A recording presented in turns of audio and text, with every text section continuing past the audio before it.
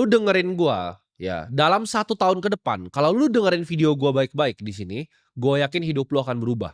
Lu pernah ngerasa nggak sih tahun baru, coba lu bayangin tahun baru itu kapan? Tahun baru itu kerasanya kayak baru kemarin, ya, tapi sekarang itu udah mau habis Februari, udah mau ke Maret.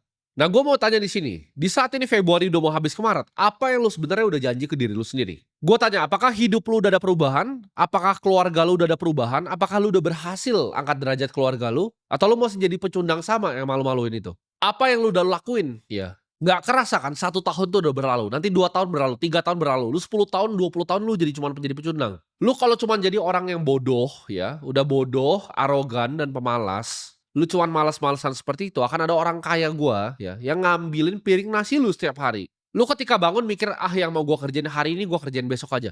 Akan ada orang kayak gua yang gantiin lu. Orang yang ketika dia bangun, dia udah tahu ya, dia mau berburu nih, apa aja yang dia mau lakuin, itu pasti ngalahin orang-orang kayak lu. Nah, kunci pertama dari kekayaan tuh apa? Yang kunci pertama dari kekayaan tuh cari uang. Gue udah selalu bilang, cari uang, cari uang, cari uang. Uang itu kalian nggak bisa bikin. Ya, kita bukan bank sentral, kita bukan mafia uang. Kita nggak bisa cetak uang. Uang hanya bisa kita cari, kita ambil dari orang lain. Uang itu harus datang dari tangan orang lain. Ini yang kalian harus paham. Ketika gue bilang di sini ya, hidup gue itu cuma tentang kerja. Gue bangun pagi udah tahu apa yang mau gue kerjain. Banyak yang mungkin dari kalian mikir, ya, oh, gue nggak mau hidup kayak dia tidak menyenangkan. Kalian salah, buat orang-orang seperti gue, hidup gue itu sangat menyenangkan. Kerja itu adalah hobi gue, ya.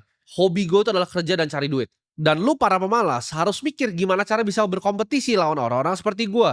Lu jangan pernah mikir ya, ketika lu kerja di sebuah perusahaan nih, misal lu cuman karyawan, lu manajer ya kan, apa yang lu kerjain itu udah cukup. Selalu ada hal lain yang bisa dikerjakan. Ini prinsip gue dari gue kecil ya.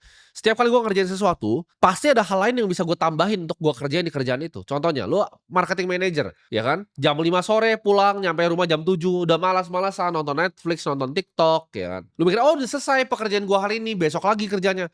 Enggak, kalau gue jadi lu, gue mikir, oke, gue marketing manager di perusahaan FMCG. Apa yang gue bisa lakuin? Oke, gue bisa jadi konsultan ke B2B. Ya, gue cari brand yang mau gue jadi bantuin konsultan. Gue tuker lagi waktu gue ini yang nggak berharga ini untuk uang. Daripada gue pakai untuk nonton TikTok, gue bikin landing page yang bagus, ya gue bikin LinkedIn yang rapi, gue tawar-tawarin, ini gue punya service nih. Gue bisa B2B consulting di marketing lu. Gue marketing manager misalnya di perusahaan FMCG besar, misalnya gue di Unilever gitu kan. Lu punya brand kecil, gue bisa bantuin. Lu bisa tawarin jasa lu per jam, ya kan? Misalnya 3 juta per jamnya, 2 juta per jamnya. Lu tuker waktunya untuk uang, karena waktu lu nggak ada harganya anyway. Contoh lagi, lu kerja di industri finance, misal lu kerja di corporate finance, lu bisa tawarin ke teman-teman sekitar lu, ada yang lu kenal nggak yang butuh jasa gua mungkin? Jasa untuk bikin perusahaannya masih kecil, UMKM untuk bikin buku. Gua bikinin ya laporan keuangannya segala macam.